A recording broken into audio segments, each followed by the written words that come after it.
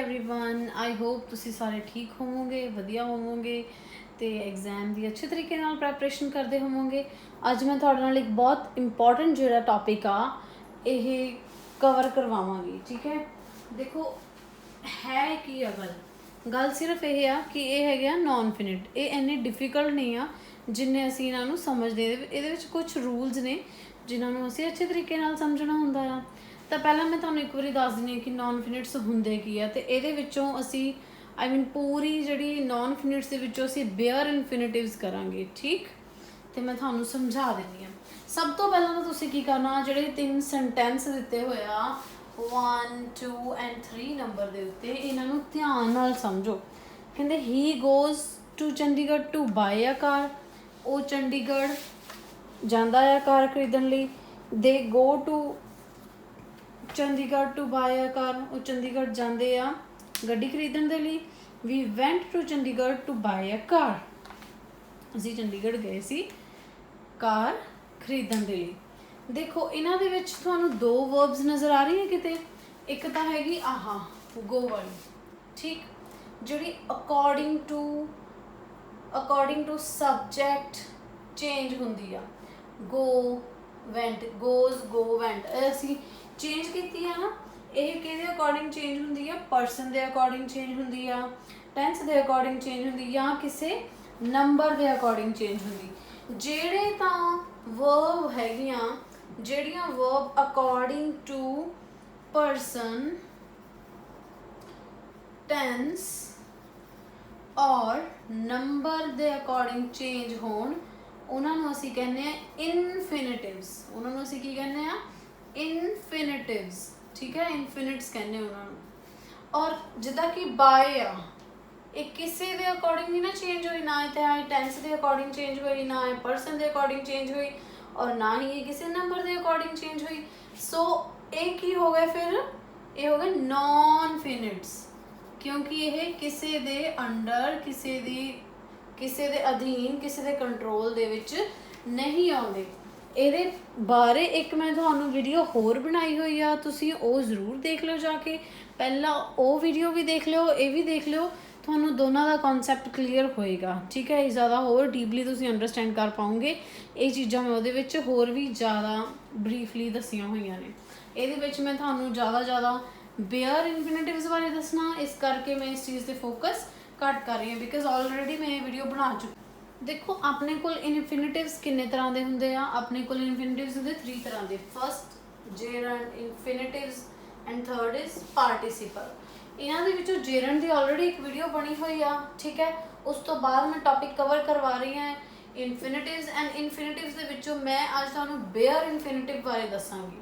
मैं तुहानूं ना तां 2+V1 बारे दसांगी, ना ही मैं तुहानूं पार्टिसिपल बारे दसांगी। इहदी वीडियो ऑलरेडी बनी हुई आ और ये वीडियो ये हैगी आ, ठीक। ये बेयर इनफिनिटिव्स का एक पार्ट आ, फाइन। सो ਇਹਦਾ लिंक मैं तुहाडे नाल शेयर कर देनी आ डिस्क्रिप्शन ते, जाके जरूर देखियो और तुसी हुण इहनूं समझ लो चंगी तरह।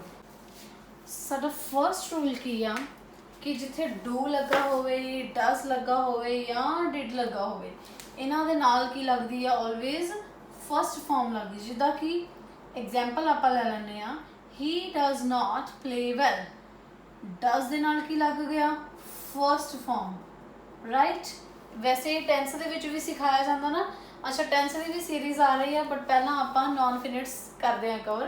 टेंस जिहड़े आएंगे तुसीं देख के समझ के एकदम हैरान रह जाओगे, तो इन्ने ज़्यादा सरप्राइज रह जाओगे। तुसीं कहना मैम सानूं इंग्लिश आ गई सारी, बस यही साडे लई हैगा सी, जो भी सी सानूं एसेंस मिल गया सारा इंग्लिश का। एनी हाउस सैकेंड हैगा साडे कोल example, he did not sing well, did लग गया। डिड दे नाल भी की असी फर्स्ट फॉर्म ही लगाने आ, फाइन। उस तो बाद साडा सैकेंड रूल की है, ये बेयर इनफिनिटिव्स दे मैं तुहानूं सारे रूल सिखा रही हाँ, ओके। बेयर इनफिनिटिव दे ਇਹਦਾ सैकेंड रूल यह आ कि जदों किते मॉडल लगे होण, मॉडल किहड़े may, might, can, could, shall, should, will, would, need, dare, must, total 13 ਜਿਹੜੇ ਹੁੰਦੇ ਆ ਆਪਣੇ ਕੋਲ मॉडल्स ਹੁੰਦੇ ਆ, ठीक है। इन्हां दे विचों 13 दे विचों 11 ਤਾਂ ਆਹ ਵਾਲੇ हो गए। ਹੁਣ ਟੂ ਮੋਡਲਸ ਕਿਹੜੇ ਆ, ਯੂਜ਼ਡ ਐਂਡ ਆਊਟ। ਇਹਨਾਂ ਦੇ ਨਾਲ ਲਿਖਿਆ ਨਾ ਮੈਂ ਐਕਸੈਪਟ, ਮਤਲਬ ਯੂਜ਼ਡ ਨੂੰ ਤੇ ਆਊਟ ਨੂੰ ਛੱਡ ਕੇ, ਕਿਉਂਕਿ ਯੂਜ਼ਡ ਦੇ ਨਾਲ ਕੀ ਲੱਗਦਾ ਟੂ, ਤੇ ਆਊਟ ਦੇ ਨਾਲ ਕੀ ਲੱਗਦਾ ਟੂ, ਦੋਨਾਂ ਦੇ ਨਾਲ ਕੀ ਲੱਗਦਾ ਯੂਜ਼ਡ ਟੂ, ਆਊਟ ਟੂ। ਇਸ ਲਈ ਇਹਨਾਂ ਦੋਨਾਂ ਮੋਡਲਸ ਨੂੰ ਛੱਡ ਕੇ ਜਿਹੜੇ ਬਾਕੀ ਦੇ 11 ਮੋਡਲਸ ਹੈਗੇ ਆ, ਇਹ ਸਾਡੇ ਬੇਅਰ ਇਨਫਿਨਿਟਿਵ ਦੇ ਰੂਲ ਦੇ ਵਿੱਚ ਆਉਂਦੇ ਆ, ਕਿਉਂਕਿ ਇਹਨਾਂ ਦੇ ਨਾਲ ਵੀ ਅਸੀਂ ਕੀ ਲਗਾਈਦਾ, ਓਨਲੀ ਫਸਟ ਫਾਰਮ ਹੀ ਲਗਾਈਦੀ ਆ। ਐਗਜ਼ਾਮਪਲ ਦੇਖੋ, ਸ਼ੀ ਕੈਨ ਰਾਈਟ ਫ੍ਰੈਂਚ, ਉਹ ਫ੍ਰੈਂਚ ਲਿਖ ਸਕਦੀ ਹੈ। ਦੇ ਮਾਈਟ ਹੈਲਪ ਯੂ, ਉਹ ਤੁਹਾਡੀ ਸਹਾਇਤਾ ਕਰ ਸਕਦੇ ਹਨ। ਦੇਖੋ ਇਹਦੇ ਵਿੱਚ ਕੀ ਆ ਗਿਆ, ਰਾਈਟ ਇਹ ਵੀ ਫਸਟ ਫਾਰਮ ਆ ਗਈ, ਐਂਡ ਹੈਲਪ ਇਹ ਵੀ ਕੀ ਆ ਗਈ ਫਸਟ ਫਾਰਮ। ਆਈ ਹੋਪ ਤੁਹਾਨੂੰ ਇਹ ਦੋ ਰੂਲਸ ਸਮਝ ਲੱਗ ਗਏ ਅੱਛੇ ਤਰੀਕੇ ਨਾਲ, ਕਿਉਂਕਿ ਇਹ ਬਹੁਤ ਈਜ਼ੀ ਆ, ਕਿਉਂਕਿ ਇਹਨਾਂ ਦੇ ਵਿੱਚ ਕੁਛ ਖਾਸ ਉਹ ਨਹੀਂ ਹੈਗਾ ਯਾਦ ਕਰਨ ਵਾਲਾ। ਲਾਈਕ ਫਸਟ ਮੈਂ ਤੁਹਾਨੂੰ ਦੁਬਾਰਾ ਰਿਪੀਟ ਕਰਵਾ ਦਿੰਦੀ। ਫਸਟ ਰੂਲ ਕੀ ਆ ਕਿ ਜਿੱਥੇ ਡੂ ਲੱਗਾ ਆ, ਡਜ਼ ਲੱਗਾ ਆ, ਡਿਡ ਲੱਗਾ ਆ, ਇਹਨਾਂ ਦੇ ਨਾਲ ਅਸੀਂ ਵਰਬ ਦੀ ਫਸਟ ਫਾਰਮ ਲਗਾਉਣੀ ਆ। ਇਹ ਬੇਅਰ ਇਨਫਿਨਿਟਿਵ ਦਾ ਰੂਲ ਆ। ਦੂਸਰੇ ਨੰਬਰ 'ਤੇ ਬੇਅਰ ਇਨਫਿਨਿਟਿਵ ਦਾ ਕੀ ਰੂਲ ਆ ਕਿ ਜਿੱਥੇ ਮੋਡਲਸ ਲੱਗੇ ਆ, ਦੋ ਮੋਡਲਸ ਨੂੰ ਛੱਡ ਕੇ, ਕਿਹੜੇ ਦੋ ਮੋਡਲਸ ਛੱਡਣੇ ਆ, ਯੂਜ਼ਡ ਛੱਡਣਾ ਤੇ ਆਊਟ ਛੱਡਣਾ। ਇਹਨਾਂ ਦੋਨਾਂ ਮੋਡਲਸ ਨੂੰ ਛੱਡ ਕੇ ਜਿਹੜੇ ਬਾਕੀ ਦੇ 11 ਮੋਡਲਸ ਆ, may, might, can, could, shall, should, will, would, need, dare, must, ਇਹਨਾਂ ਦੇ ਨਾਲ ਅਸੀਂ ਵਰਬ ਦੀ ਫਸਟ ਫਾਰਮ ਲਗਾਉਣੀ ਆ, ਕਿਉਂਕਿ ਬੇਅਰ ਇਨਫਿਨਿਟਿਵਸ ਦੇ ਵਿੱਚ ਵਰਬ ਦੀ ਫਸਟ ਫਾਰਮ ਲੱਗਦੀ ਆ। ਤੁਸੀਂ ਹੁਣ ਇਸ ਚੀਜ਼ ਨੂੰ ਲੈ ਕੇ ਕਨਫਿਊਜ਼ ਹੋ ਗਏ ਹੋਵੋਗੇ ਕਿ ਮੈਮ ਸਾਨੂੰ ਰੂਲਸ ਸਮਝਾ ਰਹੇ ਆ, ਬਟ ਸੈਂਟੈਂਸ ਵੀ ਚਲੋ ਮੈਂ ਨਾਲ ਨਾਲ ਸਮਝਾਉਣੀ, ਬਟ ਇਹ ਅਪਲਾਈ ਕਿੱਦਾਂ ਕਰਨੇ ਆ। ਬਹੁਤ ਸਾਰੇ ਬੱਚੇ ਰੂਲਸ ਯਾਦ ਰੱਖ ਲੈਂਦੇ ਬਟ ਅਪਲਾਈ ਕਰਨ ਟਾਈਮ ਭੁੱਲ ਜਾਂਦੇ ਆ ਕਿ ਇਹਨਾਂ ਨੂੰ ਅਪਲਾਈ ਕਿੱਦਾਂ ਕਰਨਾ। ਸਿੰਪਲੀ ਤੁਹਾਨੂੰ ਬਲੈਂਕ ਇੱਦਾਂ ਆ ਜਾਵੇ, he does not dash well, blanks ਦੇ ਵਿੱਚ ਆ ਜਾਵੇ, ਨੀਚੇ ਆਪਸ਼ਨ ਆ ਜਾਵੇ ਪਲੇ, ਪਲੇਡ, ਠੀਕ ਹੈ, ਜਾਂ ਫਿਰ ਪਲੇਡ ਆ ਜਾਵੇ। ਤੁਸੀਂ ਓਬਵੀਅਸ ਆ, ਤੁਸੀਂ ਡਜ਼ ਦੇਖ ਕੇ ਪਲੇਡ ਚੂਜ਼ ਕਰ ਦੋਗੇ ਬਿਨਾਂ ਸੋਚੇ ਸਮਝੇ। ਜਦੋਂ ਤੁਸੀਂ ਡਜ਼ ਦੇਖ ਲਿਆ, ਠੀਕ ਹੈ, ਜਦੋਂ ਤੁਸੀਂ ਡੂ ਦੇਖ ਲਿਆ, ਡਿਡ ਦੇਖ ਲਿਆ, ਡਜ਼ ਦੇਖ ਲਿਆ, ਤੁਸੀਂ ਬਿਨਾਂ ਸੋਚੇ ਸਮਝੇ ਵਰਬ ਦੀ ਫਸਟ ਫਾਰਮ ਉੱਥੇ ਫਿਲ ਕਰ ਦੋਗੇ, ਤੁਹਾਡਾ ਆਨਸਰ ਸਹੀ ਹੋ ਜਾਊਗਾ, ਰਾਈਟ। ਸਮਟਾਈਮ ਉਹ ਇੱਦਾਂ ਕਰ ਦਿੰਦੇ ਨੇ ਕਿ ਕੁਛ ਸੈਂਟੈਂਸ ਲਾਈਕ ਉਹਨਾਂ ਨੇ ਸੈਂਟੈਂਸ ਪੂਰਾ ਪਾ ਦਿੱਤਾ, ਵਰਬ ਪੂਰੀ ਪਾ ਦਿੱਤੀ। ਜਿਵੇਂ ਕਿ ਐਗਜ਼ਾਮਪਲ ਲੈ ਲਓ, ਇੱਥੇ ਕੈਨ ਕੁਡ ਵਾਲੀ ਲੈ ਲੈਣੀ, ਸ਼ੀ ਡੈਸ਼ ਰਾਈਟ ਫ੍ਰੈਂਚ, ਇੱਥੇ ਉਹਨਾਂ ਨੇ ਬਲੈਂਕ ਪਾ ਦਿੱਤੀ, ਸ਼ੀ ਡੈਸ਼ ਰਾਈਟ ਫ੍ਰੈਂਚ। ਆਪਾਂ ਨੂੰ ਆਪਸ਼ਨਸ ਦੇ ਦਿੱਤੀਆਂ, ਯੂਜ਼ਡ ਟੂ, ought, might, ਜਾਂ might ਤਾਂ ਚਲੋ ਹੈਗਾ ਹੀ ਆਲਰੇਡੀ, might ਚਲੋ ਮੰਨ ਲਓ ਜਾਂ can ਮੰਨ ਲਓ।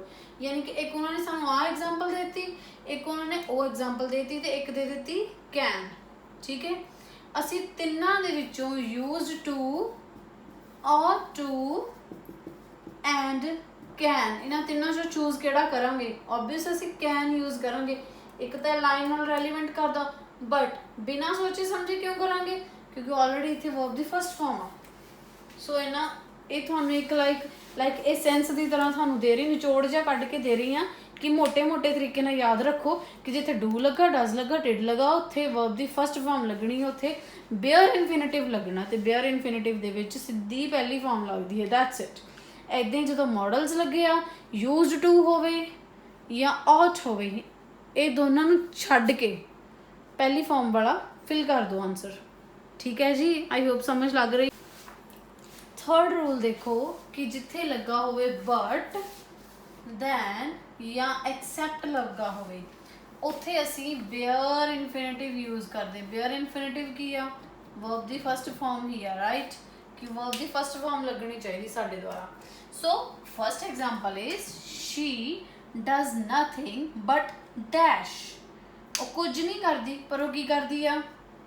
ਸਲੀਪ, ਸੌਂਦੀ ਆ, ਠੀਕ ਆ, ਸਲੀਪ ਲੱਗ ਜਾਊਗਾ। ਇਹ ਤਾਂ ਵਰਬ ਦੀ ਫਸਟ ਫਾਰਮ ਆ। ਸਲੀਪਿੰਗ ਇਹ ਵਰਬ ਦੀ ਫੋਰਥ ਫਾਰਮ ਜਿਹਨੂੰ ਅਸੀਂ ਕਾਊਂਟ ਕਰਦੇ ਆ, ਇਹ ਉਹ ਆ। ਸਲੈਪਟ ਕੀ ਆ? ਥਰਡ ਫਾਰਮ ਆ। ਇਹਦੇ ਵਿੱਚ ING ਲੱਗਾ ਕਰਕੇ ਇਹਨੂੰ ਨਹੀਂ ਯੂਜ਼ ਕਰ ਸਕਦੇ, ਉਹ ਹੈ ਹੀ ਥਰਡ ਫਾਰਮ ਦੀ ਗੱਲ ਆ। ਸੋ ਫਸਟ ਫਾਰਮ ਕੀ ਆ? ਸਲੀਪ। ਆਈ ਸ਼ੈਲ ਸੂਨਰ ਡਾਈ, ਕਹਿੰਦੇ ਮੈਂ ਜਲਦੀ ਹੀ ਮਰ ਜਾਵਾਂਗਾ, ਦੈਨ ਮੈਂ ਮਰ ਜਾਵਾਂਗਾ, then begging, beg or beggar. What will be the answer?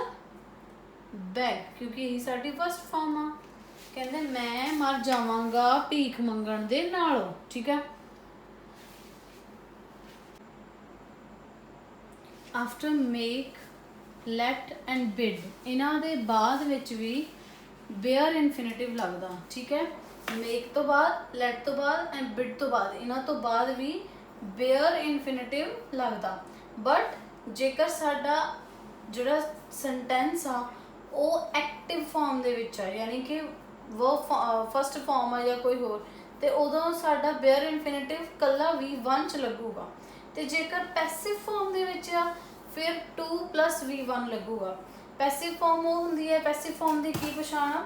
Passive farm ਦਾ ਸਾਨੂੰ ਕਿੱਥੋਂ ਪਤਾ ਲੱਗਦਾ? ਨੰਬਰ 1 ਤੇ ਤਾਂ ਸਾਨੂੰ ਪਤਾ ਲੱਗਦਾ ਕਿ ਜਦੋਂ ਉਹਦੇ ਵਿੱਚ ਹੈਲਪਿੰਗ ਵਰਬ ਲੱਗੀ ਹੋਵੇ, ਠੀਕ ਹੈ। ਜਿੱਦਾਂ ਐਗਜ਼ਾਮਪਲ ਦੇਖ ਲਓ, we made him sing a song, ਇਹ ਕੀ ਹੈ? ਇਹ ਪੈਸਿਵ ਫਾਰਮ ਦੇ ਵਿੱਚ ਆ। ਦੇਖੋ second another example, I made him learn the test, ਇਹਦੇ ਵਿੱਚ made ਕੀ ਆ? ਹੈਲਪਿੰਗ ਸੈਕਿੰਡ ਫਾਰਮ ਆ। I made him learn the test, ਸੋ ਇਹ ਕੀ ਚੀਜ਼ ਹੋ ਗਈ ਆ? ਇਹ ਹੋ ਗਈ ਆ ਪੈਸਿਵ ਫਾਰਮ ਦੇ ਵਿੱਚ। ਉਹਨਾਂ ਨੇ ਸਾਨੂੰ ਦਿੱਤਾ ਪੈਸਿਵ ਫਾਰਮ ਦੇ ਵਿੱਚ ਜਦੋਂ ਕੁਐਸਚਨ ਦਿੱਤਾ ਤਾਂ ਅਸੀਂ ਉਹਦਾ ਆਨਸਰ ਵੀ ਉਸੇ ਅਕੋਰਡਿੰਗ ਚੇਂਜ ਕੀਤਾ। ਜਿੱਦਾਂ ਮੈਂ ਦੇਖੋ ਚੇਂਜ ਕੀਤਾ ਇਸ sentence the, that he was made to learn the test, he was made to learn the test, ਇਹ ਪੈਸਿਵ ਫਾਰਮ ਦੇ ਵਿੱਚ ਹੋਏ ਕਿਉਂਕਿ ਇਹਦੇ ਵਿੱਚ ਟੂ ਲਗਾ ਦਿੱਤਾ ਤੇ ਉਸ ਤੋਂ ਬਾਅਦ ਵਰਬ ਦੀ ਫਸਟ ਫਾਰਮ ਲਗਾ ਦਿੱਤੀ, ਠੀਕ ਹੈ। ਬਟ ਯਾਦ ਰੱਖਣਾ ਕਿ ਜਿੱਥੇ ਲੈਟ ਲੱਗਾ, ਲੈਟ ਜੇਕਰ ਪੈਸਿਵ ਫਾਰਮ ਦੇ ਵਿੱਚ ਵੀ ਹੋਵੇ ਨਾ ਤਦ ਵੀ ਇਹ ਕੀ ਹੁੰਦਾ ਆ? ਵਰਬ ਦੀ ਫਸਟ ਫਾਰਮ ਹੀ ਲੱਗਦੀ ਹੈ ਇਹਦੇ ਨਾਲ। ਸਮਝ ਲੱਗ ਰਹੀ ਆ? ਮੇਕ ਯਾਨੀ ਕਿ ਮੇਡ ਲੱਗਾ ਹੋਊਗਾ, ਸੈਕਿੰਡ ਫਾਰਮ ਹੋ ਗਈ। ਮੈਂ ਤੁਹਾਨੂੰ ਇੱਥੇ ਆ ਵੀ ਦੱਸ ਰਹੀ ਸੀ ਕਿ ਇੱਕ ਸਾਡੀ ਪਹਿਚਾਣ ਕੀ ਹੋਗੀ ਪੈਸਿਵ ਦੀ, ਕਿ ਹੈਲਪਿੰਗ ਵਰਬ ਲੱਗਾ ਹੁੰਦਾ, ਤੇ ਦੂਸਰੀ ਪਹਿਚਾਣ ਕੀ ਆ? ਵਰਬ ਦੀ ਥਰਡ ਫਾਰਮ ਲੱਗੀ ਹੁੰਦੀ ਆ। ਵਰਬ ਦੀ ਥਰਡ ਫਾਰਮ ਜਦੋਂ ਲੱਗੀ ਹੋਵੇ, ਹੈਲਪਿੰਗ ਵਰਬ ਲੱਗਿਆ ਹੋਵੇ, ਇਟ ਮੀਨਸ ਇਹ ਟੈਂਸ ਕਿਹਦੇ ਵਿੱਚ ਆ? ਪੈਸਿਵ ਫਾਰਮ ਦੇ ਵਿੱਚ ਆ। ਉਦੋਂ ਅਸੀਂ ਟੂ ਲਗਾਉਂਦੇ ਆ ਤੇ ਨਾਲ ਇਹ ਵਰਬ ਦੀ ਫਸਟ ਫਾਰਮ ਲਗਾਉਂਦੇ ਆ। ਬਟ ਜਦੋਂ ਐਕਟਿਵ ਵੌਇਸ ਦੇ ਵਿੱਚ ਹੋਵੇ ਸੈਂਟੈਂਸ ਤਾਂ ਨਾਰਮਲ ਅਸੀਂ ਉਹਨੂੰ ਫਸਟ ਫਾਰਮ ਦੇ ਨਾਲ ਹੀ ਕਵਰ ਕਰਦੇ ਆ। ਤੇ ਜਦੋਂ ਲੈਟ ਲੱਗਾ ਹੋਵੇ, ਲੈਟ ਦੇ ਨਾਲ ਬੇਅਰ ਇਨਫਿਨਿਟਿਵ ਆਲਵੇਜ਼ ਫਸਟ ਫਾਰਮ ਦੇ ਨਾਲ ਹੀ ਯੂਜ਼ ਹੁੰਦਾ, ਭਾਵੇਂ ਉਹ ਪੈਸਿਵ ਵੌਇਸ ਦੇ ਵਿੱਚ ਹੋਵੇ ਭਾਵੇਂ ਐਕਟਿਵ ਦੇ ਵਿੱਚ ਹੋਵੇ। ਜੇ ਨਹੀਂ ਸਮਝ ਲੱਗੀ ਮੈਂ ਦੁਬਾਰਾ ਸਮਝਾ ਦਿੰਦੀ ਆ। ਮੈਂ ਤੁਹਾਨੂੰ ਇਹ ਕਹਿ ਰਹੀ ਹਾਂ ਕਿ ਮੇਕ, ਲੈਟ ਐਂਡ ਬਿਡ ਇਹ 3 ਵਰਡ ਇੱਦਾਂ ਦੇ ਆ ਜਿਨ੍ਹਾਂ ਦੇ ਬਾਅਦ ਬੇਅਰ ਇਨਫਿਨਿਟਿਵ ਯੂਜ਼ ਹੁੰਦਾ।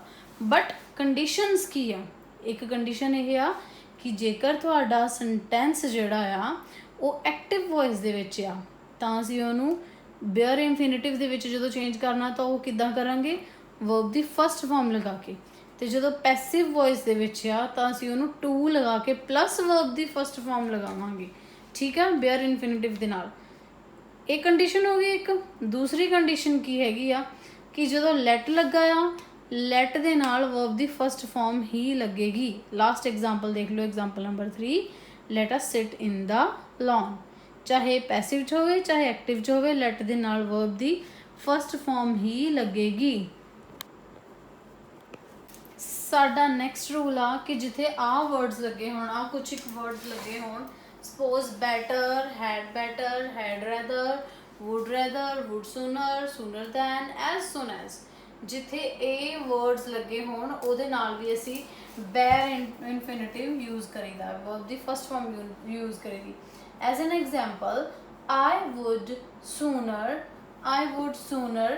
resign, ਮੈਂ resign ਦਵਾਂਗਾ then do wrong thing, ਕਹਿੰਦਾ ਮੈਂ resign ਦੇਣਾ ਪਸੰਦ ਕਰਾਂਗਾ ਕੋਈ ਬੁਰੀ ਹਰਕਤ ਕਰਨ ਤੋਂ।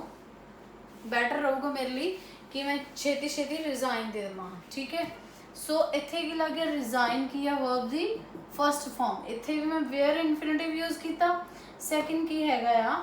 ਬੈਟਰ ਲੀਵ ਦ ਪਲੇਸ ਨਾਓ, ਚੰਗਾ ਹੋਏਗਾ ਕਿ ਮੈਂ ਹੁਣੇ ਹੀ ਇਸ ਥਾਂ ਨੂੰ ਛੱਡ ਕੇ ਚੱਲ ਜਾਵਾਂ। ਸੋ ਬੈਟਰ ਤੋਂ ਬਾਅਦ ਲੀਵ ਕੀ ਆ? ਵਰਬ ਦੀ ਫਸਟ ਫਾਰਮ, ਠੀਕ। ਸੋ ਇਹ ਸੀਗੇ ਸਾਡੇ ਬੇਅਰ ਇਨਫਿਨਿਟਿਵ। ਇੱਕ ਹੁੰਦਾ ਵਾਈ ਵਾਲਾ, ਉਹ ਤੁਹਾਡੇ ਸਿਲੇਬਸ ਦੇ ਵਿੱਚ ਨਹੀਂ ਆ। ਸੋ ਤੁਹਾਡੇ ਲਈ ਇਹ 5 ਰੂਲਸ ਇਨਫ ਆ। ਇਹਦੇ ਰਿਗਾਰਡਿੰਗ ਕੁਝ ਸੈਂਟੈਂਸਿਸ ਮੈਨੂੰ ਲਿਖ ਕੇ ਦਿਖਾਉਣੇ ਆ ਤੁਸੀਂ YouTube ਦੇ ਉੱਤੇ। ਤੇ ਇਹਦਾ ਟੈਸਟ ਵੀ ਮੈਂ ਜ਼ਰੂਰ ਲਵਾਂਗੀ। Thank you so much.